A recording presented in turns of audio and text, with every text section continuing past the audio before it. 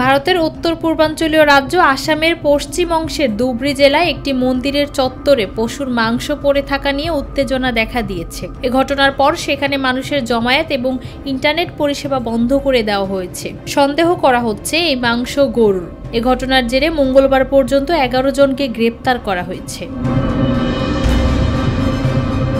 স্থানীয় সংবাদ মাধ্যমের খবরে বলা হয়েছে, গত রোববার সকালে ধুবড়ী শহরের একটি হনুমান মন্দির চত্বরে পশুর মাংস পড়ে থাকতে দেখা যায়। এই ঘটনা প্রকাশ্যে আসার পর থেকে গত সোমবার সকাল থেকে এলাকায় ব্যাপক বিক্ষোভ শুরু হয়। মন্দির সংলগ্ন একটি রাস্তা অবরোধ করেন বাসিন্দারা। তারা স্লোগান দেন এবং টায়ার জ্বালিয়ে বিক্ষোভ দেখান।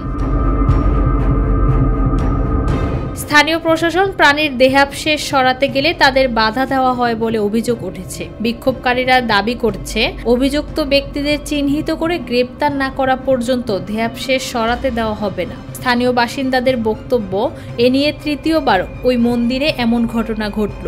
আসাম বিজেপি শাসিত রাজ্য। ফৌজিয়া আক্তার, নিরপেক্ষ নিউজ ডেস্ক।